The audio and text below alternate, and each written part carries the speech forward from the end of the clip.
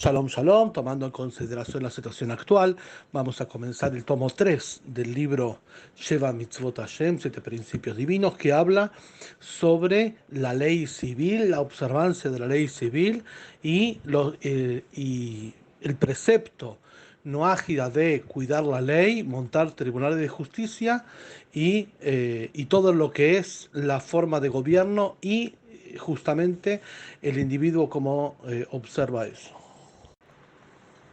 Cambiamos un poco el plan original, que era seguir el orden del libro, que era el tomo 2, las leyes de las prohibiciones de las relaciones sexuales ilícitas. A causa de lo cambiamos porque las leyes que vamos a estudiar hoy día son muy prácticas para el contexto de pandemia que nos toca vivir.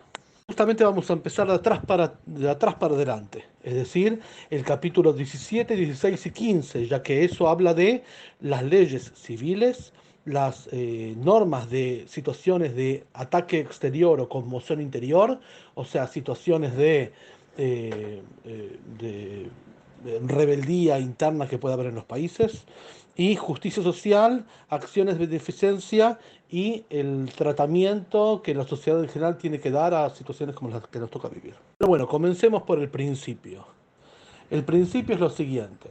Hay uno de los 7 principios no ágidas, como sabemos, es eh, desarrollar, que cada sociedad en general desarrolle un sistema judicial correcto y establezca normas de convivencia.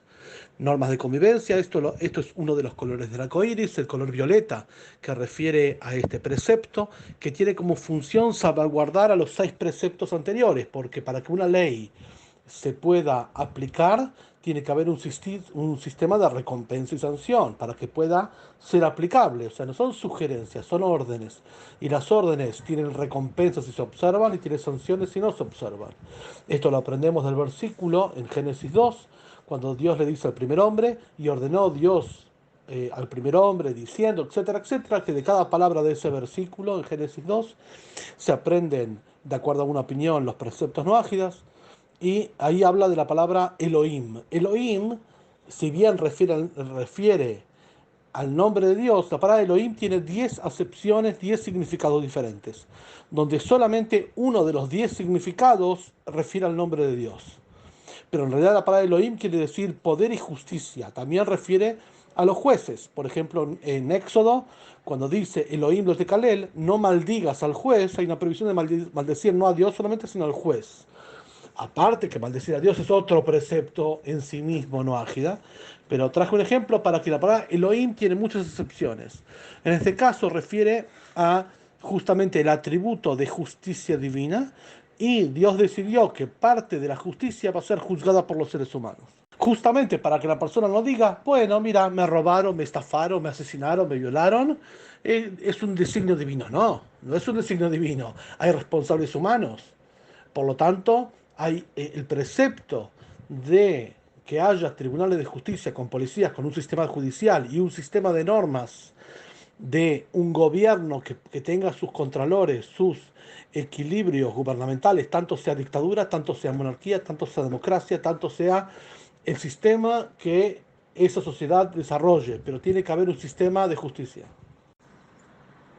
Obviamente que el sistema de justicia empieza mucho antes, porque uno puede decir, bueno, yo leo en los principios no ágidas que hay que establecer un sistema de justicia, pero yo no soy legislador.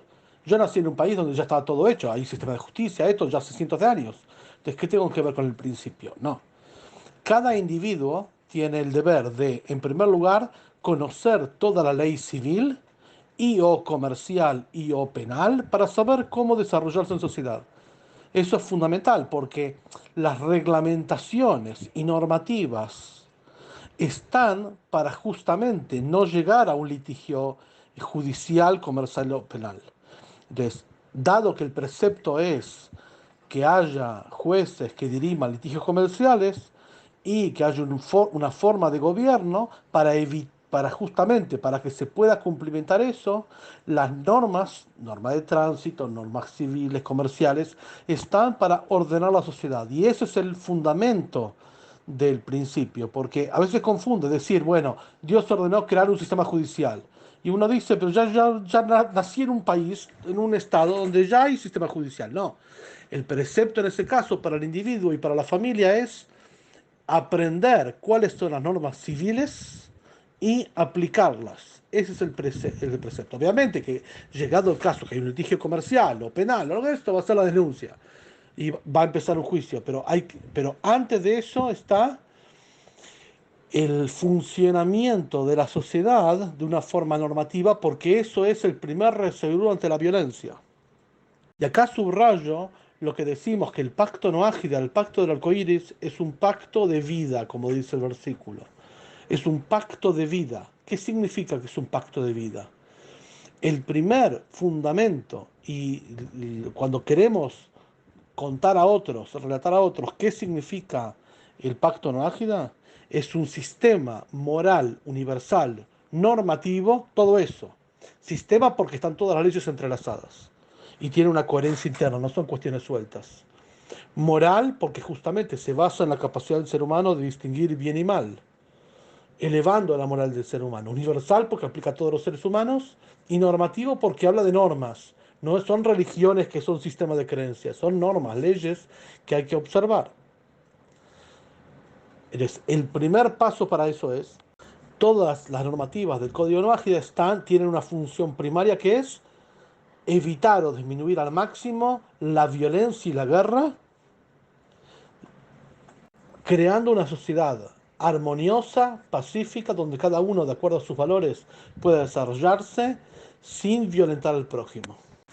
El valor de estas normas es que son atemporales, es decir, son aplicables en cualquier momento y lugar, y justamente lo vemos hoy en día que estamos viviendo una pandemia donde muchos estados tienen toda la fuerza para poder imponer en sus habitantes, en sus ciudadanos, el confinarse y recluirse al aislamiento social. Y todavía vemos personas que después de ver tantos cientos y miles de muertos por el coronavirus, todavía siguen pululando por las calles, yendo a las playas, yendo a los paseos, sin darse cuenta absolutamente de qué estamos hablando. Por lo tanto, el observar, primero todo el conocer, ¿sí? El Código Civil, Penal y Comercial, aunque sea general y específico para aquel que se dedica a algo. Si una persona se dedica al comercio, entonces el Código Comercial, por lo menos en la actividad que le está desarrollando. Si una persona es transportista, entonces que tiene que saber los códigos de transporte. Pero no saber solamente para saber cómo hacerlo, saber porque es un precepto conocer la ley para poder aplicarla y comentarla al prójimo. Por eso, y antes de empezar a leer directamente el libro, como para terminar esta introducción, la palabra, tanto la palabra escrita de los libros, la palabra de la transmisión generacional milenaria de la Torá, la palabra es el reaseguro ante la violencia. La palabra es un fusible y una válvula antes de la violencia. Cuanto más se hable, más se explique, la palabra es explicación, es argumentación. Y cuando hay palabra y hay explicación y hay argumentación y hay debate sano, no hay violencia. Entonces vamos a empezar a leer los capítulos, a estudiar los capítulos que son más correspondientes a esta época. Y luego vamos a desarrollar todo el precepto, todo el libro, digamos, ¿sí? Comenzamos con el capítulo 16 que se llama Las leyes del gobierno. Cuando hablamos de gobierno no nos referimos solamente a los gobiernos democráticos, tanto sean ejecutivos como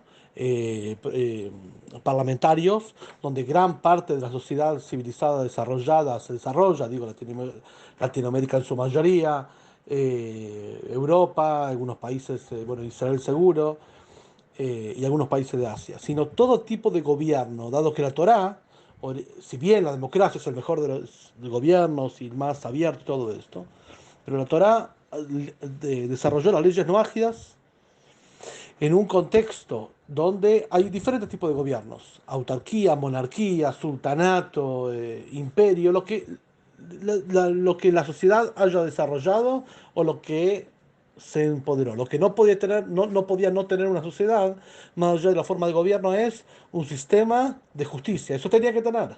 Si no hay sistema de justicia, la otra opción es la ley del más fuerte. Siempre va a ganar el más fuerte, el que puede golpear más fuerte. Por eso está el concepto de la justicia. Si recordamos por qué Dios escogió a Abraham para montar sobre él una nación monoteísta, porque Abraham desarrollaba la rectitud y la justicia. Ese es el precepto imperante.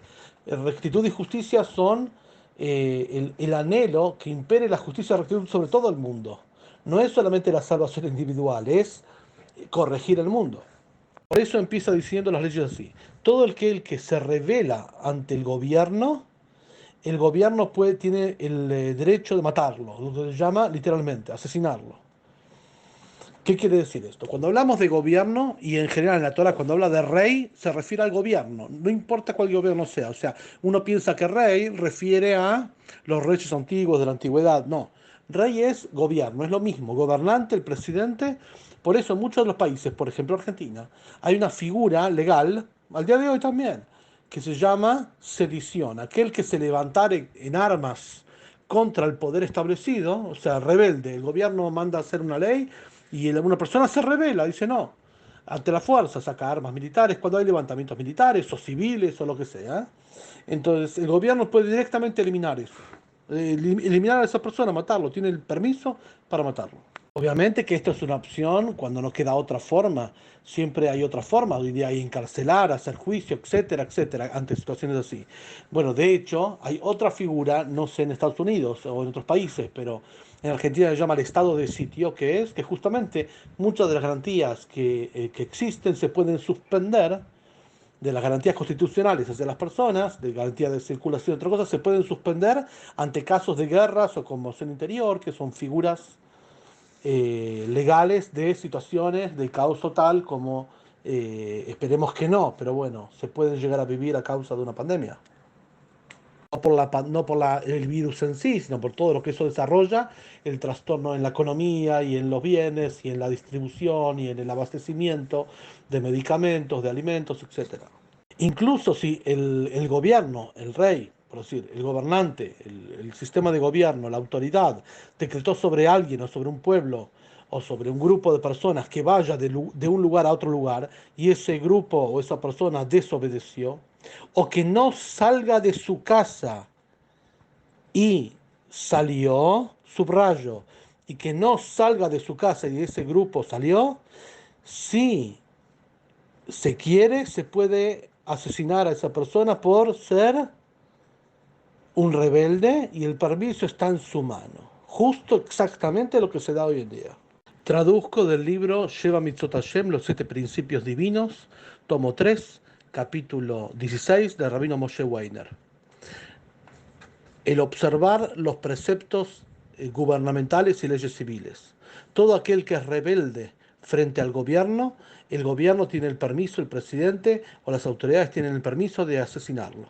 Incluso si se decretó sobre una persona del pueblo que vaya a cierto lugar y no fue, o que no salga de su casa y salió, si así se estipula, si el gobernante así lo estipula, puede asesinarlo porque es un sedicioso y un rebelde ante el gobierno y tiene permiso de hacerlo. Sigue diciendo, todo el que desprecia las instituciones, los poderes, o sea, el que hace una mofa, pero no una burla, sino que hace acciones de intentonas de derrocamiento o similar, o se burla y lo ofende en público, el rey tiene permiso también para asesinarlo, absolutamente, porque está asesinando a la autoridad, digamos, está socavando la autoridad. No hablamos del humor político que se hace hoy en día, hablamos de acciones concretas que tienen como objetivo derrocar a un gobierno o constitucional democrático o autárquico, o sea, una dictadura o lo que sea. Antes de eso, también tiene el derecho de encarcelar y castigar, digamos, con sanciones físicas, quiere decir con lesiones, para que lo respeten, ¿sí? Pero que para hacerse respetar no tome la acción de expropiar bienes ajenos, bienes de las personas. Y si lo hizo, si expropió bienes para su propio honor, para demostrar qué poderoso es, eso se considera robo. O sea, no lo puede hacer el rey. Lo que sí puede hacer es sancionar a los rebeldes, ¿sí? Pero si hay un rebelde que hizo una acción de rebeldía, ahí sí puede expropiarle los bienes como modo de sanción. ¿Se entiende? Inciso 2. Pero tiene prohibido el gobernante asesinar a los hijos de los rebeldes o a sus parientes, que no le hicieron nada, que no lo dañaron. ¿Por qué? Porque la Torá bien claro dice, Deuteronomio 24:16, no van a morir los padres por los hijos y los hijos por los padres. Un hombre, de acuerdo a su delito, va a morir. Nadie muere por otro en la Torá, nadie puede ser asesinado por otro. Es decir, cada uno es responsable de sí mismo. Si la persona esta es un rebelde, él tendrá que morir o tener la sanción de cárcel, prisión o incluso lesiones físicas, pero no los hijos de él ni los parientes de él. Así también dice en Crónicas 2, capítulo 25, 3, 4, sobre el rey Amatzia, que era rey de Judá, y asesinó a sus sirvientes que dañaron, que querían derrocar y golpear y dañar a su padre al rey su padre, pero a sus hijos, a los hijos de los esclavos, no los mató. Como está escrito en la Torá de Moshe, no morirán los hijos por los padres y los padres por los hijos, cada uno morirá por su transgresión. Quiere decir, ellos hicieron, ellos la pagan, no otros.